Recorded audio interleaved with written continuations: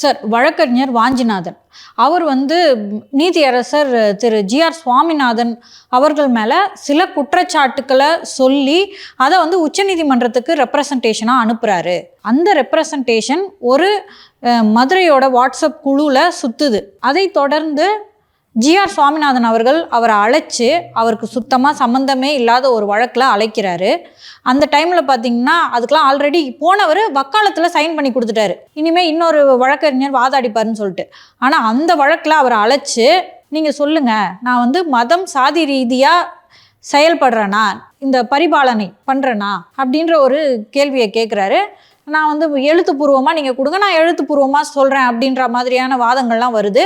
Monday இந்த வழக்கை ஒத்தி வச்சிருக்காரு அப்படின்னு சொல்கிறாங்க. ஸோ இதில் திரு ஜி.ஆர். சுவாமிநாதன் அவர்கள் நீதிமன்ற அவமதிப்பு வழக்கு வாஞ்சிநாதன் அவர் மேலே எடுத்துட்டாரு. இப்போ என்னென்னா, வாஞ்சிநாதனுக்கு சார்பாக வழக்கறிஞர்கள், அதுக்கப்புறமா முன்னாடியே நீதிபதிகளாக இருந்தாங்கள்ல, அவங்கெல்லாம் சேர்ந்து ஒரு தவறு அப்படின்னு சொன்னால் ஒரு நீதிபதி மேலே அவங்க உச்சநீதிமன்றத்துக்கு தான் அனுப்ப முடியும், இதுக்கெல்லாம் அவமதிப்பு வழக்கு எடுக்கக்கூடாது, குறிப்பாக ஜி.ஆர். சுவாமிநாதன் அவர்களே இந்த வழக்கை விசாரிக்கக்கூடாது, ஏன்னா அவரே சம்மந்தப்பட்டவர் தான் அப்படின்னு சொல்லிட்டு சொல்கிறாங்க. சார், நான் இது பற்றி என்ன என்பதையெல்லாம் விசாரித்தேன். இந்த வாஞ்சிநாதன் மற்றும் நீங்கள் குறிப்பிட்டவர்கள் எல்லாம் நீதிபதி திரு ஜி.ஆர். சுவாமிநாதன் அவர்கள் மீது ஒரு கடுமையான விமர்சனங்களை முன்வைப்பதற்கு பின்னால் திராவிட முன்னேற்றக் கழக ஈகோ சிஸ்டம் இருக்கிறது என்பது தான் நான் விசாரித்த வரையில் எனக்கு கிடைத்த தகவல். இதில் நீங்கள் பார்த்தீங்கன்னா ஒரு பெரிய பேட்டர்ன் இருக்குது. ஃபஸ்ட்டு அந்த கண்டெம்ட் விவகாரத்துக்குள்ளே போய்விடுவோம். அது திரு வாஞ்சிநாதன் அவர்கள் மனித உரிமை பாதுகாப்பு நடுவம் என்ற அமைப்பின் சார்பாக மாநில ஒருங்கிணைப்பாளர் என்ற அடிப்படையில் வாஞ்சிநாதன் அவர்கள் உச்சநீதிமன்றத்திற்கு 14/6/2025 அன்று ஒரு புகாரை அனுப்புகிறார். இது யாருக்கு அனுப்புகிறாரு? உச்சநீதிமன்ற தலைமை நீதிபதிக்கு அனுப்புகிறார். கவாய் அவர்கள் அனுப்புகிறார். இப்போது 2 பேரிடம்தான் இந்த கடிதம் இருக்கிறது. யார் யார்கிட்ட இருக்குது சார்? ஒன்று வாஞ்சிநாதன் அவர்கள், உச்சநீதிமன்ற தலைமை நீதிபதி கவாய் அவர்கள்ட்ட. ஓகேவா? இப்போது உச்சநீதிமன்ற தலைமை நீதிபதி கவாய் மதுரை வாட்ஸ்அப் குழுக்களில் இதை பரப்பியிருப்பாரா? அவர் அப்படிதான் சார் சொல்றாரு. நான் லெட்டர் அனுப்புனேன், கவாய்க்கு தானே அனுப்புனேன். இது என்ன இங்க மதுரை வழக்கறிஞர்கள்னு 2 பேர் இருக்காங்க, 2 பேர் சொல்றாரு, அவங்க அட்மின், அவங்களோட குரூப்ல இது எப்படி சுத்துது அப்படின்னு கேள்வி கேட்கிறாரு. எப்படி சுத்துது? நீங்க தான் பதில் சொல்லணும். எப்ப நீ அடிச்ச லெட்டர்ப்பா, அப்ப சொல்லுங்க, இதை தலைமை நீதிபதி கவாய் அவர்கள் தான் வெளியிட்டார்னு சொல்லுங்க. எனக்கு தெரியல, நான் கிரைம் சிசிபிக்கு ரிப்போர்ட் கொடுத்துட்டேன்னு சொல்றாரு. இதெல்லாம் நீதிபதி திரு ஜி.ஆர். சுவாமிநாதன் அவர்கள் இந்த வழக்கை விசாரிப்பதற்கு கையில் எடுத்த பிறகு செய்தது. இது 1 வாரமாக சுற்றிட்டு இருக்கு, 10 நாளாக சுற்றுது. என்னைக்கு இது வந்துச்சோ வந்த உடனே பதறி இருக்க வேண்டும் நீங்கள். ஐயோ, இது என்ன நம்ம அனுப்பிச்ச கம்ப்ளைண்ட் எப்படி சுற்றுதுன்னு சொல்லிட்டு டப்புன்னு கம்ப்ளைண்ட் கொடுக்கணும். ஜஸ்டிஸ் ஜி.ஆர்.எஸ் இதை எடுத்து நான் விசாரிக்க போகிறேன் என்று தெரிந்ததும் அவசரமாக நீங்கள் இதை புகாராக அளிக்கிறீர்கள். யாரும் எந்த புகார் வேண்டுமானாலும் அனுப்பலாம். அந்த புகாரில் குறைந்தபட்ச நேர்மை இருக்க வேண்டும். ஏப்ரல் மற்றும் ஜூலை மாதங்களில் ஸ்ரீசரண் ரங்கராஜன் என்ற மூத்த வழக்கறிஞருக்கு ஆதரவாக 14 வழக்குகளில் ஜி.ஆர். சுவாமிநாதன் தீர்ப்பளித்திருக்கிறார் என்று திரு வாஞ்சிநாதன் அவர்கள் குற்றம் சுமத்துகிறார். இந்த ஏப்ரல் மற்றும் ஜூலை மாதங்களில் மட்டும் திரு ஜி.ஆர். சுவாமிநாதன் மற்றும் அவர் தலைமையிலான அமர்வு 4200 வழக்குகளில் தீர்ப்பு வழங்கியிருக்கிறது. இந்த 4200 வழக்குகளில் 14 வழக்குகளின் சதவிகிதம் எத்தனை? அப்புறம் இந்த வழக்குகளெல்லாம் 4 மணிக்கு போடுறாரு, 5 மணிக்கு போடுறாரு, 2 மணிக்கு போடுறாருன்றதெல்லாம் சொல்கிறாரு. அந்த கோடைகால அமர்வில் திரு ஜி.ஆர். சுவாமிநாதன் அவர்கள் சென்னை உயர்நீதிமன்றத்தில் வழக்கு விசாரணை செய்த போது கடைசி வழக்கை அவர் விசாரித்து முடிக்கும் போது நேரம் என்ன இருக்கும்? நமக்கு அன்றைக்கி ஆஃபீஸ்லேருந்து பார்த்துட்டு இருந்தோம். நேரம் என்ன இருக்கும்? 7. ஜி.ஆர். சுவாமிநாதன் அவர்கள் பொறுத்தவரை நீங்கள் மதுரையில் வழக்கறிஞர்கிட்ட போய் விசாரித்து பார்த்தீங்கன்னா காலையில் 9 மணிக்கு ஆரம்பிப்பார், நைட்டு 9 மணி வரைக்கும் விசாரிப்பார். சாப்பிட போகிறாரான்னு கூட தெரியாது. இதை வேறு சொல்லுவாங்க, லஞ்சு கூட போகாமல் இவருக்கு பசி எடுக்கலை, எங்களையும் உட்கார வச்சுருக்காருன்னு இந்த விமர்சனம் அவர் மீது உண்டு. டிஸ்போஸ் பண்ணணும், அவ்வளோதான். யார் கேட்டாலும் டைம் கொடுத்துருப்பார். இன்னொரு விஷயத்த சொல்கிறேன். திரு வாஞ்சிநாதன் அவர்களை ஸ்டெர்லைட் போராட்ட சமயத்தில் தேசிய பாதுகாப்பு சட்டத்தில் அதிமுக அரசு அடைத்தது. திரு ஜி.ஆர். சுவாமிநாதன் அவர்கள் தான் வாஞ்சிநாதனுக்கு ஜாமீன் கொடுத்தது. எத்தனை மணி கொடுத்தா தெரியுமா? இரவு 10:30. அப்போ உங்களுக்கு கொடுத்தா?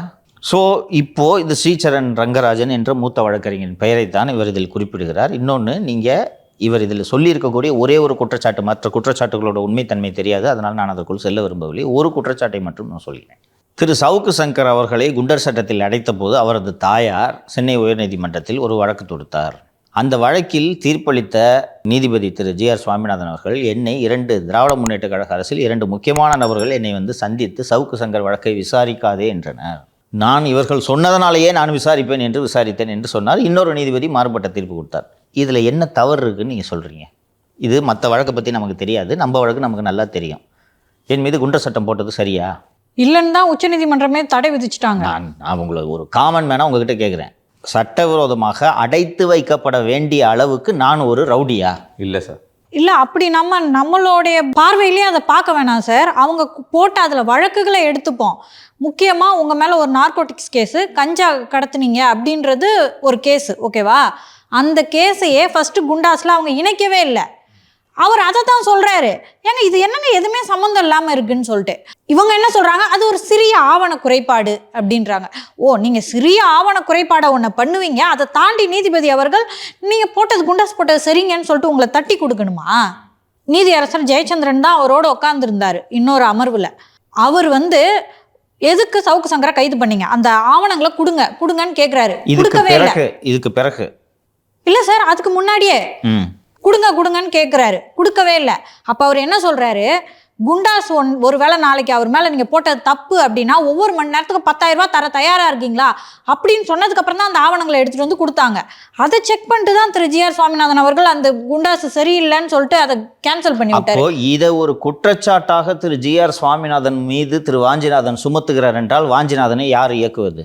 என்ன காரணம் என்றால், திராவிட முன்னேற்ற கழக அரசுக்கு எப்போதுமே இந்த நீதித்துறையை வளைத்து கையில் வைத்து கொள்ள வேண்டும் என்ற எண்ணம் இருக்கிறது.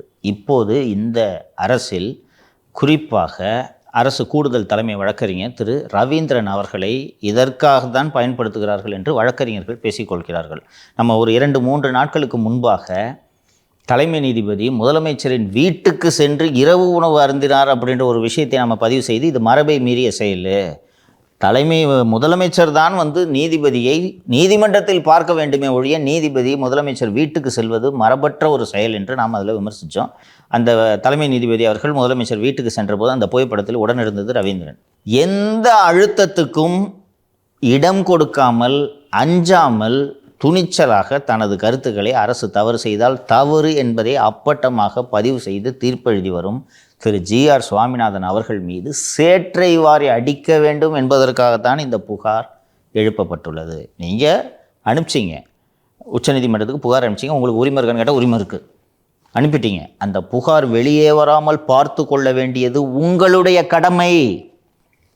நான் உறுதியாக சொல்கிறேன், சுப்ரீம் கோர்ட்லேருந்து ஒரு நாளும் லீக் ஆகாது. எப்படி இது மாதிரி இந்தியா பூரா ஒரு நாளைக்கே 200 பெட்டிஷன் வரும் சார். இப்போ கூட ரீசெண்டாக வந்துட்டு ஒரு சென்னை உயர்நீதிமன்ற ஒரு நீதிபதி வந்து இடமாற்றம் பண்ணினாங்க. அதுக்கே பல புகார்கள் போனதாக கூட சொல்கிறாங்க. ஆமாம், நாமளும் பேசியிருக்கோம், அது மாதிரி புகார்கள் போச்சு. சரியா? அந்த புகார்கள் வழக்கறிஞர்களே வெளியில் எடுத்து விட்டுட்டாங்க. அந்த புகார் என்ன உச்சநீதிமன்றத்துலேருந்து வந்துச்சா? இல்லை. அப்போது இதை இவர்கள் பரப்புவதோட நோக்கமே நீதிபதியை அச்சுறுத்துறதுக்கு. பாத்தியா, உன் மேலே கம்ப்ளைண்ட் அனுப்பிச்சிட்டேன் பாத்தியா என்று அச்சுறுத்துவது தான் இதோட நோக்கம். ஸோ இதை பார்த்த உடனே நீதிபதி அஞ்சு விட்டு ஐயையோ என்ன நம்மளை பற்றி இப்படி கம்ப்ளைண்ட் அனுப்பிச்சிட்டாங்கன்ட்டு அவர் ஒதுங்குவார் என்பதை எதிர்பார்த்து தான் இவர்கள் இதை பரப்புகிறார்கள். இவர் இந்த மாதிரி பயப்படுற நீதிபதி இல்லை, நேரடியாக இதை எதிர்கொள்கிறார். அப்போது எந்த ஒரு வழக்கில் வெற்றிச்செல்வன், டாக்டர் வெற்றிச்செல்வன் மற்றும் தமிழ் யூனிவர்சிட்டி என்ற ஒரு வழக்கு வந்து நீதிபதி திரு ஜேஆர்எஸ் அமர்வில் விசாரணைக்கு வருகிறது. அந்த வழக்கில் திரு வாஞ்சிநாதன் அவர்கள் வழக்கறிஞராக இருக்கிறார். அந்த வழக்கு விசாரணைக்கு வரும்போது நீங்கள் ஒரு பெஞ்சில் எங்களில் ஒருவர் சாதிய கண்ணோட்டத்துடன் இதை அணுகுகிறோம் என்று நீங்கள் நம்புகிறீர்களா, இன்னும் நம்புகிறீர்களா, உங்கள் குற்றச்சாட்டுகளில் உறுதியாக இருக்கிறீர்களா என்று கேட்கிறார். நீங்கள் சொல்கிற குற்றச்சாட்டு என்னன்னு எனக்கு தெரியல, இந்த ஸ்டேஜில் தான் எடுக்க போகிறான்னு தெரிஞ்சுட்டு கம்ப்ளைண்ட் கொடுக்குறார் சைபர் கிரைமில். நீங்கள் என்ன குற்றச்சாட்டு சொல்கிறீங்கன்னு எனக்கு தெரியல என்கிறார். சொன்ன உடனே அவர் கடைசியாக எழுத்துப்பூர்வமாக நீங்கள் என்கிட்ட கேள்வி கேளுங்க, நான் எழுத்துப்பூர்வமாக பதில் தருகிறேன் என்று சொன்னதும், whether you S Vanchinathan enrollment number so and so stand by your imputation of caste bias. Caste பயஸ்னா என்ன சொல்லு நீ? சாதி ரீதியான ஒரு பாகுபாடு. அதாவது காஸ்ட் பயஸ் என்று சொன்னால் அவர் சாதியை சேர்ந்தவர்களுக்கு ஆதரவாக செயல்படுகிறார், அப்படின்னா அவர் சாதியை சேராதவர்களுக்கு எதிராக செயல்படுகிறார் என்பதை புரிந்து கொள்ள முடியும். ரைட்டா? Caste bias on the part of justice GR Swaminathan. அதுக்கு அடுத்த வரி தான் ரொம்ப முக்கியம். GR Swaminathan in the discharge of his judicial duties. இது ரொம்ப முக்கியம். இப்போ இவர்கள் சொல்லுவது தன் மீதான வழக்கை தானே விசாரிக்கலாமா என்பது திரு ஜிஆர் சுவாமிநாதன் அவர்கள் மீது வைக்கக்கூடிய குற்றச்சாட்டு. திரு ஜிஆர் சுவாமிநாதன் அவர்கள் மதுரையில் ஒரு இட்லி கடைக்கு போயிட்டு சாப்பிட்டுட்டு துட்டு தராமல் வந்து விட்டார் என்று ஒரு குற்றச்சாட்டை வைத்தால் ஜிஆர் சுவாமிநாதன் கண்டெம்ப்ட் எடுக்க முடியாது. இந்த discharge of his judicial duties என்று சொல்லும்போது திரு ஜிஆர் சுவாமிநாதன் அவர்கள் நீதிமன்றத்தின் ஒரு அங்கம். நீங்கள் சுமத்தும் குற்றச்சாட்டு ஜிஆர் சுவாமிநாதன் மீது அல்ல, நீதிமன்றத்தின் மீது. அப்போது நீதிமன்றத்தின் மாண்பை ஒருவர் சீர்குலைக்கிறார் எனும்போது அது நீதிமன்ற அவமதிப்பு ஆகுமா ஆகாதா? Mister GRS is still part of the judicial institution. நீங்கள் இந்த ஜிஆர்எஸ் பார்ட்டாக இருக்கிற ஜுடிஷியல் இன்ஸ்டிடியூஷன் மேலேயும் நீங்கள் ஒரு குற்றச்சாட்டை சுமத்துறீங்க இல்லையா? அப்படி இருக்கும்போது கண்டெம்ப்ட் எடுக்கிறதுக்கு அவருக்கு ஏன் உரிமை இல்லை? இன்னும் அவர் கண்டெம்ப்ட் எடுக்கலை, நீங்கள் இதுக்கு விளக்கம் சொல்லுங்கள். You stand by your charge அப்படின்ட்டு கேட்டிருக்கிறாரு. இது கண்டெம்ப்ட் கிடையாது. இதை நீங்கள் அன்றைக்கி போயிட்டு ஐ ஸ்டாண்ட் பை இட், ஆமாங்க நான் என்னோடய குற்றச்சாட்டில் உறுதியாக இருக்கேன், இல்லை என் குற்றச்சாட்டில் உறுதியாக இல்லை, ரெண்டில் ஒன்று சொல்ல வேண்டியதானே. எதுக்கு சார் ப்ரெஸ் மீட் வைக்கிறீங்க?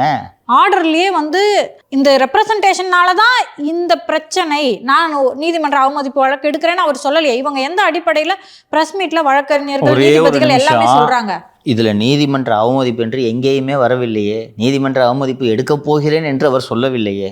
ஒரே ஒரு வார்த்தை கேட்குறார். இதில் என்ன கேட்குறாருன்னு பாருங்கள். இதில் இது கண்டெம்ப்ட் ப்ரொசீடிங்ஸ் கூட கிடையாது, இது வேறு ஒரு வழக்கு. அந்த வழக்கில் ஒரு உத்தரவு போடுறார். நீங்கள் திரு ஜிஆர் சுவாமிநாதன் தன்னுடைய நீதி பரிபாலனத்தில் சாதி பாகுபாட்டோடு நடந்து கொள்கிறார் என்று நம்புகிறீர்களா, அல்லது நீங்கள் சொன்ன குற்றச்சாட்டில் உறுதியாக இருக்கிறீர்களான்னு கேட்குறாரு. ஆமாம் இல்லைன்னு சொல்லுங்கள். இல்லை நீதிமன்ற அவமதிப்பு வழக்கு எங்கிருந்து வந்தது? ஆனால் நான் சொன்னது போல் இந்த திமுக ஈகோ சிஸ்டம் தான் இவரை குறிவைக்கிறது என்பதற்கான காரணத்தை நேற்று அவர்கள் நடத்திய பத்திரிகையாளர் சந்திப்பில் இருந்து நீங்கள் பார்த்துக்கொள்ளலாம். அங்கே இருக்கிற அதில் அந்த ஓய்வு பெற்ற நீதிபதி அதில் ஒரு மிஸ்டர் கே சசிதரன் என்ற ஒருவர் மட்டும் என்னோடது இல்லை அப்படின்ட்டு சொல்லிட்டாரு. மீதி அத்தனை பேரும் திமுக சார்பு நீதிபதிகளாக அறியப்பட்டவர்கள். அதுபோக நேற்று ஜிஆர் சுவாமிநாதன் அவர்களை கடுமையாக கண்டித்து அறிக்கை வெளியிட்டது யார் தெரியுமா? கி வீரமணி. ஆமாம், மிகப்பெரிய அறிக்கையை வெளியிட்டிருக்கிறார். இன்று காலை நீதிபதி ஜிஆர் சுவாமிநாதனை கண்டித்து அறிக்கை வெளியிட்டது யார் தெரியுமா? பேராசிரியர் ஜவாஹிருல்லா. டிஎம்கே ஈகோ சிஸ்டம் எல்லாம் ஒன்றா சேர்ந்துக்கிட்டு அவரை டார்கெட் பண்ணுறாங்க. தடைகளோ கட்டுப்பாடுகளோ இல்லை. நீங்கள் ஒரு பத்திரிகையாக கூப்பிட்டு ஒரு யூடியூப் சேனல்லே நீங்கள் பேட்டி கொடுக்குறீங்க, அவர் பேட்டி கொடுக்க முடியுமா? இது ஒரு முறையான மோதல். அது மனித உரிமை பாதுகாப்பு நடுவம் என்ற அமைப்பின் தலைமை ஒருங்கிணைப்பாளராக இருக்கக்கூடிய திரு வாஞ்சிநாதன் கடந்த 4.5 ஆண்டுகளாக திராவிட முன்னேற்ற கழக ஆட்சியில் நடத்தப்பட்ட மனித உரிமை மீறல்கள் குறித்து என்று குரல் கொடுத்திருக்கிறார். நியாயப்படி பார்த்தால் என்னோட ஹேபியஸ் கார்பஸோ உடனே கூப்பிட்டு நான் குவாஷ் பண்ணுறேன்னு சொன்னதுக்கு மனித உரிமை பாதுகாப்பு நடுவத்தின் தலைவராக திரு வாஞ்சிநாதன் அவர்கள் ஜிஆர் சுவாமிநாதனை வாழ்த்தியிருக்க வேண்டும். அவர் யூடியூப்பில் பேசுகிறவன், ஹீஸ் நாட் அ குண்டா. அவனை இந்த அரசு பேசக்கூடாது என்பதற்காக குண்டர் சட்டத்தை தவறாக பயன்படுத்தி அடைக்கிறது. அதை இந்த நீதிபதி உடனடியாக ரத்து செய்கிறார் என்பதை நீங்கள் வாழ்த்திருக்க வேண்டும். அதை நீங்கள் குறை கண்டுக்கிறீங்கன்னா மனித உரிமைக்காக பேசுகிறீர்களா, திமுக உரிமைக்காக பேசுகிறீர்களா? இந்த மொத்த கான்ஸ்பிரசியோட பின்னணியிலும் இருப்பது திமுக மாநிலங்களவை உறுப்பினர் திரு வில்சன். அவங்க எல்லாருக்கும் என்ன நினைக்கிறாங்கன்னா, வில்சன் போய் நின்றார்னா ஐயோ டிஎம்கே எம்பி வந்துட்டார்னா சொல்லுங்கள் உங்களுக்கு என்ன வேணும்? உங்களுக்கு ஞாபகம் இருக்கா யூனிவர்சிட்டி கேஸ் பார்த்தீங்களா? அது அந்த ரெப்ரசன்டேஷன்ல சொல்லியிருக்காரு சார். மைக் ஆஃப் பண்ணிட்டு அவர் நீதிபதி தீர்ப்பை வாசிச்சாரு. இப்போ தெரியுதா பின்னணி புரிஞ்சிச்சா உங்களுக்கு? அன்னைக்கு ஃபார்ச்சுனேட்லி அன்னைக்கு ஃபுல்லாக நம்ம ஹியரிங்கை பார்த்தோம். ரைட்டா? வில்சன் ஒழுங்காக ஆர்கியூ பண்ணாரா? சொல்லுங்கள் நீங்கள் உங்களுக்கு சட்டம் தெரியாது, கோர்ட் ப்ரொசீடிங்ஸ் தெரியாது, ஒரு காமன் மேனாக வில்சனோட ஆர்கியூமெண்ட்டை பார்த்தப்போ உங்களுக்கு என்ன தோணுச்சு சொல்லுங்கள்? அவரை ஃபுல்லாக பேச விட்டாங்க சார். பேசினதுக்கப்புறம் முடிச்சிட்டிங்களா அப்படின்ற ஒரு விஷயத்த கேட்குறாங்க. கேட்டுட்டு தான் நீதிபதிகள் பேசுகிறாங்க. முடிச்சிட்டான்னு சொல்லிட்டு அதுக்கப்புறம் கூட அவங்க பேச ஆரம்பிக்கும் போதெல்லாம் திரும்ப இவர் பேசுகிறாரு. அப்போ ஒரு ஜட்ஜ்மெண்ட் எப்படிமா சொல்ல முடியும்? அவர் இல்லை, நேற்று நம்ம பேசியிருக்கோம். அன்னைக்கு பார்த்தீங்களா? அப்போ இப்போ சார் அதுக்கு தடை கொடுக்காது. அவர் என்ன சார் திரும்ப சொல்ல வந்தது என்ன சார்? அவர் சொல்ல முயற்சி பண்ணது வில்சன். நீ இதை விசாரிக்க கூடாது, ஸ்டே கொடுக்காத, அவ்வளோதான். என்ன காரணம் என்றால் அது வில்சன் உருவாக்கிய சட்டம். பல்கலைக்கழகத்தின் துணைவேந்தர்களாக தமிழக முதலமைச்சரை நியமிக்கக்கூடிய அந்த சட்டத்தை வடிவமைத்தது வில்சன். அந்த சட்டத்துக்கு நீதிமன்றம் தடை விதித்து விடக்கூடாது என்பதற்காகத்தான் அவ்வளவு வாதிட்டார் அன்னைக்கு. வில்சன் வாதிட்டு ஸ்டே கிடைச்சிருச்சா என்று முதல்வர் நினைத்து விட்டால் அந்த நேரத்தில் 2வது முறை மாநிலங்களவை உறுப்பினர் பதவி கிடைக்குமா கிடைக்காதா என்ற பரிதவிப்பில் இருந்தார் வில்சன். புரிகிறதா? ஸோ அவருக்கு வில்சனுக்கு மனசாக என்ன நினைப்புன்னா, நான் ஒரு டிஎம்கே எம்பி, நான் ஆர்கியூ பண்ணுறேன், நானே ஆர்கியூ பண்ணியும் ஸ்டே கொடுக்குறாங்கன்னா உன்னை என்ன பண்ணுறேன் பார்க்குறியா? இதான் ரீசன். அந்த பல்கலைக்கழகத்து சட்டத்துக்கு ஸ்டே கொடுத்தார்ல, அதுதான் இவ்வளவுக்கும் ரீசன். அதுதான் சார் அவங்க என்ன சொல்கிறாங்கன்னா, ஆளுநர் தொடர்பான அவருடைய வரம்பு என்ன அப்படின்றத உச்சநீதிமன்றமே சொல்லிடுச்சு. ஆளுநர் அதை தொடர்ந்து வச்சிருக்க முடியாதுன்னு. அதை போய் இவர் இங்கே ஸ்டே பண்ணுறாரு அப்படின்னு சொல்கிறாங்க. அந்த வழக்கோட பின்னணியை கொஞ்சம் லைட்டாக சொல்லிடுங்க. சொல்லிடுறேம்மா நான். உச்சநீதிமன்றம் அந்த ஆளுநர்களின் அதிகாரம் தொடர்பாக வழங்கிய தீர்ப்பு என்பது மிக சிறப்பான தீர்ப்பு, வரலாற்று சிறப்பு மிக்க தீர்ப்பு. அந்த வழக்கு என்னவென்றால், ஆளுநர்கள் ஒரு மாநில அரசு சட்டம் இயற்றி அனுப்பிய பிறகு ஒப்புதல் அளிக்காமல் அவர்கள் இஷ்டத்துக்கு காலவரையின்றி வைத்து கொண்டிருக்க முடியுமா முடியாதா என்பது பற்றி தான் உச்சநீதிமன்றம் தீர்ப்பளித்தது. ரைட்டா? இவங்க இந்த பல்கலைக்கழகத்தோட துணைவேந்தராக முதல்வர் இருக்கலான்னு ஒரு சட்டம் போட்டு அனுப்புகிறாங்க. ஆளுநருக்கு உண்மையிலே அதிகாரம் இல்லை. ஆனால் ஆளுநர் இந்த சட்டம் தப்புயான்னு சொல்லிட்டு வச்சுட்டு இருக்கிறாரு. சட்டம் தப்புனாலும் அதுக்கு ஒப்புதல் கொடுக்குறது தான் ஆளுநரோட வேலை. இதைத்தான் உச்சநீதிமன்றம் சொல்லுது.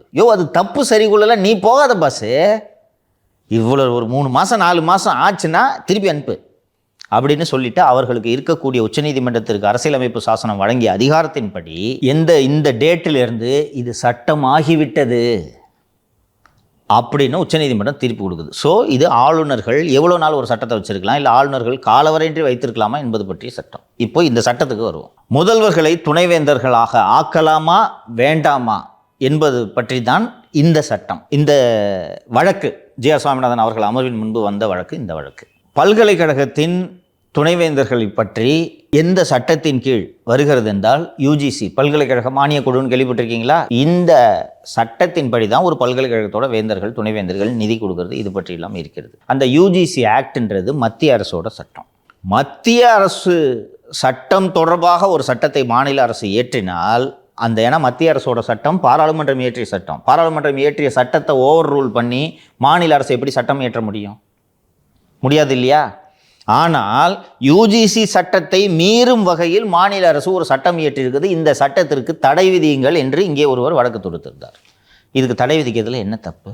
அதுவும் அது தற்காலிக தடை தான். நீங்க நினைச்சீங்கன்னா ராத்திரி உச்சநீதிமன்றம் போனீங்களே, உச்சநீதிமன்றம் ஏன் அந்த தடையை நீக்கல? அவங்களும் ஸ்டேன்னு சொல்லிட்டாங்க சார்.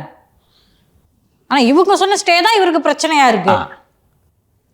அவர் வில்சன் மீண்டும் மீண்டும் என்ற ஆர்கியூ பண்ணது, சார் உங்ககிட்ட கொண்டு வந்திருக்காங்க, கோடைக்கால அமர்வில் கொண்டு வந்திருக்காங்க, கொண்டு வரட்டும், ஜட்ஜ் இல்லையா அவர்? ஸோ அன்னைக்கு சரி இருக்கட்டும்னு சொல்லிட்டு ஜட்ஜ் டிக்டேட்டே பண்ண விட மாட்டேன், மைக் ஆஃப்னு சொல்லிட்டு டிக்டேட் பண்ணார் இல்லையா? நமக்கும் கேட்கல இல்லையா? அதற்கு பிறகு படித்து பார்த்தேன் ரொம்ப டீட்டெயிலாக. வில்சன் இந்த நீதிமன்றத்திற்கு உதவுவதை விட உபத்திரவம் செய்வதில் தான் அதிக முனைப்பாக இருந்தார் அப்படின்னு தீர்ப்பிலே எழுதிட்டார். ரைட்டா? இதை தாங்கிக்க முடியல. நான் வக்கீல், நான் நேரடியாக பண்ண முடியாது, எப்படி பண்ணுறேன் பார்க்குறியா? அனுப்புப்பா ஒரு பெட்டிஷனை என்று அனுப்பி அந்த டிஎம்கே ஈகோசிஸ்டத்தை பூரா, இதை வில்சனை தவிர யார் இவ்வளவு பெரிய தூண்டி விட முடியும்? வாஞ்சிநாதனால இது முடியாது. வாஞ்சிநாதன் சொன்னாலும் வீரமணி அறிக்க விட மாட்டார். தூண்டுறதை தாண்டி சார், இப்போ அந்த அவர் சொல்கிறாரு இல்லையா, அந்த ரெப்ரசன்டேஷன் எப்படி தொலைஞ்சு போச்சுன்னே எனக்கு தெரியாதுன்னு சொல்கிறாரு. அப்போ போய் கம்ப்ளைண்ட் கொடுக்குறாருன்னு வைங்களேன், அதெல்லாம் அவங்க கிடப்பில் போட்டுருவாங்க. இதை மாதிரி உதவிகளெல்லாம் செய்ய முடியும். இவர் தரப்புலேருந்து தான் போச்சான்றதை கூட அவங்க விசாரிப்பாங்களான்னு தெரியல. ஸோ இது கிட்டத்தட்ட சார் டிஎம்கே கவர்மெண்ட் இல்லாட்டி Tamil Nadu government versus GR. Swaminathan அவர்கள். DMK versus GR. சுவாமிநாதன் தான் கரெக்டு. தமிழ்நாடு அரசு மக்களால் தேர்ந்தெடுக்கப்பட்ட அரசு, மக்களின் அரசு. கட்சி பண்ணுற வேலை இது. நீதிபதிகள் எங்களுக்கு அடங்கி இருக்க வேண்டும், நாங்கள் சொல்வதை கேட்க வேண்டும். அந்த வில்சனோட அன்னைக்கு வில்சன் ஆர்கியூ பண்ணதில் அந்த ஆணவம் தெரிஞ்சிச்சா? அவர் சொல்கிறாரு, நீங்கள் கவனிச்சிங்களே, நீங்கள் சொன்னீங்க, இப்போ பேசி முடிச்சிட்டிங்களா? ஓகேவா? அவங்க ஆர்குமெண்ட்ஸ் ஓவரா? ரைட், நீங்கள் சொன்னதை கேட்டுட்டோம், இப்போ நாங்கள் உத்தரவு போடுறோன்னு சொல்லுவோம். திருப்பி நீ பேசிக்கிட்டே இருந்தேன்னா வில்சனுக்கு என்னென்னா, நான் பேசுகிறேன், ஸ்டே கொடுக்காதுன்னு சொல்கிறேன், தள்ளி வைன்னு சொல்கிறேன், உச்சநீதிமன்றத்தில் இது நிலுவையில் இருக்குது, நீங்கள் விசாரிக்கக்கூடாதுன்னு சொல்கிறேன், அதையும் அவங்க நோட் பண்ணிக்கிட்டாங்கல்ல, விசாரிக்கக்கூடாதுன்னு சொல்கிறேன், அதை மீறி நீங்கள் விசாரித்தா என்ன அர்த்தம்? ஓஹோ, அப்போது நான் இவ்வளோ பெரிய ஆள், ஒரு திமுக எம்பி, நான் சொல்லியும் நீ கேட்கலன்னா உன்னை என்ன பண்ணுற பார்க்குறியா, நீ ஜட்ஜாக இருந்தால் விட்டுருவேன் நினைக்கிறியா, என்ன பண்ணுற பார்க்குறியா? அதோட விளைவு தான் இந்த வாஞ்சிநாதன் அளித்த புகார். இதெல்லாம் என்னென்னா உச்சநீதிமன்றம் இது மாதிரி புகார் அனுப்பிச்சாங்கன்னா விசாரிப்பாங்க, அவங்க உண்மையா இல்லையான்றதை விசாரிப்பாங்க, விசாரிச்சுட்டு உண்மையிலும் தூக்கி குப்பையில் போட்டுட்டு போயிடுவாங்க, ஓகேவா? ஆனால் உச்சநீதிமன்றம் விசாரித்தால் உண்மை தெரிந்து விடும் அல்லவா? 2 மாதத்தில் 4200 வழக்குகளை விசாரித்திருக்கிறார். அதில் 14 வழக்குகளை மட்டும் நீங்கள் சூஸ் பண்ணி இவர் வந்து பயஸ் அப்படின்னு சொன்னீங்கன்னா உச்சநீதிமன்றம் என்ன விளையாடுறியா என்று கேட்பார்கள். அது ஒரு நாளும் விசாரணை செய்யப்படும், ஒரு நாளும் அந்த புகாரின் மீது உச்சநீதிமன்றம் நடவடிக்கை எடுக்க போவதில்லை, இல்லையா? அப்போ புகார் அனுப்பிச்சதுக்கு என்ன பிரயோஜனம்? லீக் பண்ண. அப்போ இது மற்ற நீதிபதிகளுக்கும் அச்சுறுத்தலாக தானே சார் இருக்கும்? மற்ற நீதிபதிகள் அமைதியாக இருப்பார்கள், ஜிஆர் சுவாமிநாதன் அமைதியாக இருக்க மாட்டார். அதுதான் இப்போ பிரச்சனை ஆயிடுச்சு. இப்போ இவங்க மற்ற நீதிபதிகளுக்கெல்லாம் என்ன நினைக்க வைப்பனா, ஜிஆர் சுவாமிநாதனே இப்படி பண்ணுறாங்க, எக்ஸாக்ட்லி நம்மளை பண்ணலையாங்க. அப்போ ஒரு நெருக்கடிக்கு மற்ற நீதிபதிகளும் ஆளாக்கப்படுவாங்க. அதுதான், அதனால தான் யாராவது ஒருவர் பூனைக்கு மணி கட்ட வேண்டும், பூனைக்கு மணி கட்டிவிட போகிறார்களோ என்பதற்காக தான் மொத்த ஈகோ சிஸ்டமும் உட்காந்து ப்ரெஸ் மீட் வைக்குது. 10 நீதிபதிகள் சேர்ந்து கடிதம் எழுதுகிறார்கள், திரு வீரமணி அவர்கள் அறிக்கை வெளியிடுகிறார், பேராசிரியர் ஜவஹருல்லா இதை கண்டிக்கிறார், டிஎம்கே ஈகோ சிஸ்டம் ஒரு 10 வீடியோவை யூடியூப்பில் போட்டுக்கிட்டு இருக்காங்க. ஸோ ஜிஆர் சுவாமிநாதனையே நாங்கள் இப்படி பண்ணிட்டோம், மற்றவர்களுக்கு இது ஒரு எச்சரிக்கை. இது வந்து இந்த வாஞ்சிநாதனின் புகார் மற்றும் வாஞ்சிநாதனுடைய புகாருக்கு ஆதரவாக களம்பிறங்கி இருக்கக்கூடிய இந்த நகர்வுகள் அத்தனையுமே நீதித்துறைக்கு விடப்பட்ட மிரட்டலாக நீங்கள் பார்க்க வேண்டும். இன்றைக்கி வந்து இந்த யூஜிசி ஆக்டில் தப்பு, அதாவது பக்கத்து ஸ்டேட்டில் இருக்கிற மேட்டருக்கு நீங்கள் எப்படிங்க சட்டம் ஏற்ற முடியும்? கிட்டத்தட்ட அந்த மாதிரி சட்டம், புரியுதா? இல்லாத அதிகாரத்துக்கு நீங்கள் எப்படி சட்டம் ஏற்றுவீங்க? அந்த வைஸ் சான்சலர் அப்படின்றது முதலமைச்சரே இருப்பாரா, இல்லை முதலமைச்சர் அவங்கள முதலமைச்சரே இருப்பார், முதலமைச்சர் இருக்கலாம், ஒன்றது தப்பு இல்லை. ஆனால் அதுக்கு உங்களுக்கு அதிகாரம் இருக்கணும். அதிகாரம் இல்லாத விஷயத்துக்கு நீங்கள் எப்படி இருப்பீங்க? டிஜிபியா ஐபிஎஸ் ஆஃபீஸர் தான் இருக்க முடியும், சரியா? ஐஏஎஸ் ஆஃபீஸர் டிஜிபியை போட முடியுமா? முடியாது. கிட்டத்தட்ட அந்த மாதிரி வேலையை செஞ்சுருக்காங்க அவங்க. ஸோ இதனால் தான் இதை தடை செய்தார். க்ளீனாக இருக்குது, பவர்ஸ் இல்லை. அவர் ஒரு ஓய்வு பெற்ற உயர்நீதிமன்ற நீதிபதி தான் அன்று இந்த மனுதாரர் சார்பாக வாதிட்டது. அழகாக நிதானமாக எடுத்துரைத்தார். இவங்களுக்கு பவர்ஸே இல்லைங்க, பவர் இல்லாத ஒரு விஷயத்துல இவங்க சட்டம் ஏற்றிருக்காங்கன்னு சொல்லும்போது தடை தான் விதிப்பாங்க. அந்த நிதியே மத்திய அரசு கிட்ட இருந்து தான் வருது. எக்ஸாக்ட்லி. இன்னொரு கோணத்திலிருந்து நீங்கள் பார்த்தீர்கள் என்றால், இது நீங்கள் சொன்னது போல் மற்ற நீதிபதிகளும் சேர்த்துன்னு அந்த ஓடிபிக்கெலாம் ஸ்டே கொடுத்துருக்காங்களே, அதெல்லாம் காண்டு. இவங்களுக்கு என்னன்னாங்க சார், சும்மா நொச்சுன்னு முகுல் ரோத்தகி, சித்தார்த் லுத்ரா இவங்களெல்லாம் வச்சுக்கிட்டு போய் உச்சநீதிமன்றத்துக்கு போக வேண்டியிருக்கு, இங்கேயே முடிச்சுக்கலாம், இவங்க நம்ம தமிழ்நாட்டுக்குள்ளே தானே இருக்காங்க அப்படின்ற ஒரு பார்வை இதில் பார்க்கலாம்ல. ஏன் சார் இவங்க எதிர்பார்க்கறது என்னன்னா, நாங்கள் நினைக்கிற தீர்ப்பை நீங்கள் கொடுக்கணும். எக்ஸாக்ட்லி. அப்படின்னா திமுக நீதிமன்றம்னு ஒரு நீதிமன்றத்தை வச்சுட்டு போகணும். எக்ஸாக்ட்லி, அவ்வளோதான்.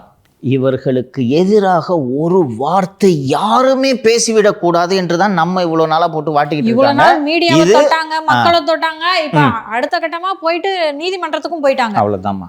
இது பொது சமூகத்துக்கு இது என்ன நடக்குதுன்னே தெரியாது. ஏன்னா இவங்க எப்படின்னா சாதி ரீதியாக இதை கட்டமைக்கிறார்கள். நம்ம கவனமாக இதை பார்த்துக்கணும். தமிழ்நாட்டில் வந்து இந்த ஆன்டி பிராமணிசம்ன்றது ஒரு 100 ஆண்டு 150 ஆண்டு கால பாரம்பரியம் உள்ள ஒரு கருத்தியல். அந்த கருத்தியல் எடுத்தால் எளிதில்லை. தலித்துகளுக்கு ஆதரவாக எத்தனை தீர்ப்பு ஜிஆர் சுவாமிநாதன் வழங்கியிருக்கிறார் தெரியுமா? நான் தான் சொன்னேன்னே. இன்னொன்று, நமக்கு அந்த துப்புரவு தொழிலாளிகளுக்கு வாகனம் கொடுக்குற ஒரு விஷயத்தை பார்த்தோம்ல, இந்த ஜிஆர் சுவாமிநாதனோட ஸ்டைலை பார்த்துக்குங்க.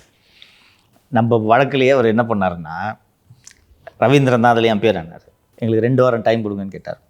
ஃபைல் எடுத்துனுவா சொன்னாரா, நீ 2 வாரம் டைம் கேட்டால் நீ என்ன பண்ணுவேன்னு தெரியும், தூக்கி இதை குப்பையில் போட்டுருவேன், ஒரு நாளும் இந்த வழக்கு தராது, எனக்கு இந்த வழக்கம் முடிக்கணும். இது அற்புதமான திட்டம், சுத்திகரிப்பு தொழிலாளிகளை தொழில் முனைவோர் ஆக்கும் திட்டம். ஆனால் சுத்திகரிப்பு தொழிலாளிகள் பேரை சொல்லி வேற எவனோ தொழில் முனைவோர் ஆகிக்கிட்டு இருக்கான். இந்த நல்ல திட்டம் தலித்துகளுக்கு சென்று சேர வேண்டும், துப்புரவு தொழிலாளிகளுக்கு சேர வேண்டும், அதை நாங்கள் உறுதி செய்வோம் சொன்னாங்களா? இது என்ன தலித் விரோத செயலா, இல்லை பிராமணர்களுக்கு ஆதரவான செயலா? அதில் தான் எங்களுக்கு கடுப்பு, புரியுதா? நாங்கள் தலித் ஆதரவாளர்னு சொல்லிட்டு கொள்ளையடிச்சுன்னு கெட்டு விட்டாரு. தலித்துகளுக்கே நல்லது பண்ண சொல்றாரு. தலித்து பேர் சொல்லி நாங்கள் எங்களுக்கு நல்லது பண்ணலான்னு பார்த்தா அதுதான் கோபம். இவரோட ஸ்டைல் இது, புரியுதுங்களா? இதெல்லாம் 20 நாள்லாம் டைம் கொடுக்க முடியாது, நாளைக்கு எடுத்துனுவா. அதிகாரிங்க யாராவது இருக்காங்களாப்பா, என்னப்பா சொல்லு அப்படின்னோடனே அது சீக்கிரம் முடிக்கணுன்றதுக்காக அந்த ரவிக்குமார் நாரான்றவர் தான் அந்த டிக்கியோட செயலர் தலைவர். அவரை மிஸ்டர் நாரா நீங்களே பேசுங்க. அந்த நாரா சார் இவங்களுக்கு வந்து இந்த துப்புரவு தொழிலாளிகளுக்கு ஒரு கம்பெனி மாதிரி ஆரம்பிக்கணும், அது பற்றின விவரங்கள் இருக்காது அப்படின்னு சொல்லி கொடுக்க வராரு. வந்துட்டு அவரே கம்பெனி ஒன்று உருவாக்கிக்கிட்டு அதில் வந்து மத்திய அரசும் மாநில அரசும் காசு போடுது இல்லையா, அந்த காசை துப்புரவு தொழிலாளிகளுக்கு ஒரு சம்பளம் மாதிரி கொடுக்குறாரு. மீதி லாபம்னு நின்றுக்கிட்டே இருக்கும்ல, அது எல்லாத்தையுமே இவர் எடுத்துக்க முயற்சி பண்ணார். ஸோ நீதிபதி அவர்கள் என்ன சொன்னார்னா, நீங்கள் அந்த கம்பெனியோட டைரக்டராக இருக்கக்கூடாது, விலகிருங்க. நீங்கள் அவர்களுக்கு வழிகாட்டுதலை தான் நீங்கள் செய்ய வேண்டும். அவர்களுக்கு உதவி செய்கிறதோடு இருந்துங்க. நீயே கம்பெனி நடத்தக்கூடாதுப்பா, அந்த கம்பெனியில் நீ டைரக்டராக இருக்கக்கூடாது, துப்புரவு தொழிலாளியை டைரக்டாக்குன்னு சொன்னாங்களா? நீதிபதி திரு ஜிஆர் சுவாமிநாதன் அவர்கள் தலைமையிலான அந்த அமர்வு 6 வாரங்களுக்குள் 213 பயனாளிகளையும் சரிபார்த்து உண்மையான துப்புரவு தொழிலாளிகளா என்பதை கண்டறிந்து மனுதாரருக்கு அறிக்கை கொடுக்க வேண்டும் என்று உத்தரவிட்டிருந்தார்களா? 6 வாரம் போன வாரத்தோடு முடிஞ்சிருச்சு. மேலும் 4 வாரங்கள் அவகாசம் கொடுக்குமாறு மெட்ரோ வாட்டர் மனு தாக்கல் செய்திருக்கிறார்கள். அவர்கள் அந்த அமர்வில் இல்லை என்றால் இந்த விரைவாக இந்த நடவடிக்கை எடுக்கப்பட்டிருக்குமா? இதுதான் இவர்களுக்கு. இப்ப இவங்க சொல்ற மத ரீதியாவும் சாதி ரீதியாவும் செயல்படுறாருன்ற ஒரு குற்றச்சாட்டை இந்த கேஸ்லயே அடி வாங்கிடுது இல்ல சார்? முடிஞ்சு போச்சு.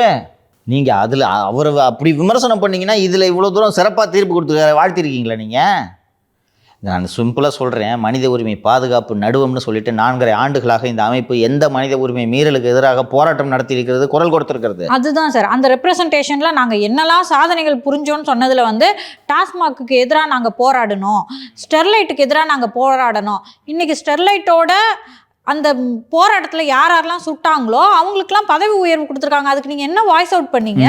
தமிழ்நாட்டில் இருக்க டாஸ்மாக் கடை ஃபுல்லாக டீ கடையாக மாறிடுச்சு போல சார். என்ன பண்ணீங்க நீங்கள்? இப்படி நாங்கள் நீதியரசரவே தாக்குவோம், நீதியரசர் மீது சாயம் பூசுவோம். பூசின உடனே நார்மலாக ஜட்ஜஸ் என்ன பண்ணுவாங்கன்னா, அப்பா எதுக்குப்பா பிரச்சனை, எப்போ உடுப்பா நீ என்கிட்ட போடாதப்பா அந்த கேஸ்ன்ட்டு போயிடுவாங்க. இதுதான் நார்மல். அது நடக்கணும்னு வில்சன் எதிர்பார்க்குறாரு. புரியுதா? அவர் வில்சனோட ஆட்டிடியூட் அன்றைக்கி நீ கோர்ட் ப்ரொசீடிங்ஸ் பார்த்ததில்ல. வில்சன் எங்கே ஆர்கியூ பண்ணாலும் நான் சொல்கிறது கேளுங்க, பேசவே விட மாட்டார் ஜட்ஜை.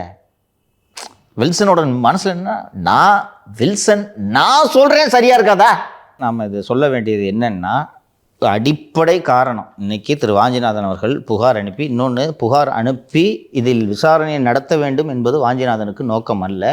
இந்த புகாரை உச்சநீதிமன்றம் விசாரித்தாலும் உண்மை இல்லை என்பதை கண்டுபிடித்து விடும் என்பது ஜிஆர் சுவாமிநாதன் உள்ளிட்டோருக்கு நன்றாக தெரியும். அப்படி இருக்கும்போது எதற்காக புகார் அனுப்பினார்கள் என்றால், புகாரை பெயருக்கு அனுப்பிவிட்டு இதை சமூக தளங்களில் பரப்பிவிட வேண்டும் என்பதுதான் இவர்களுடைய நோக்கம். சமூக தளங்களில் வாட்ஸ்அப் குரூப்பில் இது பரவினால் நிச்சயமாக நீதிபதியின் பார்வைக்கும் இது போகும். போன பிறகு பார்த்தியா நாங்கள் என்ன பண்ணிட்டோம் பார்த்தியா, ஒழுங்காரு என்பது தான் இதோட உண்மையான நோக்கம். பெரும்பாலான நீதிபதிகள் நயா இப்படி பண்ணுறானுங்க என்று ஒதுங்கி செல்வார்கள். இவரும் அப்படி ஒதுங்கி செல்வார் என்று இவர்கள் நினைத்திருந்த வேளையில், நான் சாதி பாகுபாடு காட்டுகிறேன் என்பதை நீங்கள் இன்னும் உறுதியாக நம்புகிறீர்களா என்று நேரடியாக கேட்கிறார். இப்படி நேரடியாக கேட்பார் என்பதை எதிர்பார்க்காமல் உடனே போய் சைபர் கிரைமில் ஒரு புகார் கொடுத்துட்டு, சார் எல்லாரும் துணைக்கு வாங்க என்று கூப்பிட்டு, இவர்கள் துணைக்கு வருவதோடு மட்டுமல்லாமல் வீரமணியை கூப்பிட்டுக்கிறது, ஜாகிரலை கூப்பிட்டுக்கிறது, இந்த வேலையெல்லாம் செய்கிறார்கள். திங்கட்கிழமை இந்த வழக்கு விசாரணைக்கு வருகிறது. அவர் மிகவும் அறிவார்ந்த நீதிபதி, நிதானமான நீதிபதி, என்ன நடவடிக்கை எடுக்கிறார் என்பதை பொறுத்திருந்து பார்ப்போம். பல்வேறு தகவல்களை எங்களோட பகிர்ந்துக்கிட்டீங்க. ரொம்ப நன்றி சார். நன்றி.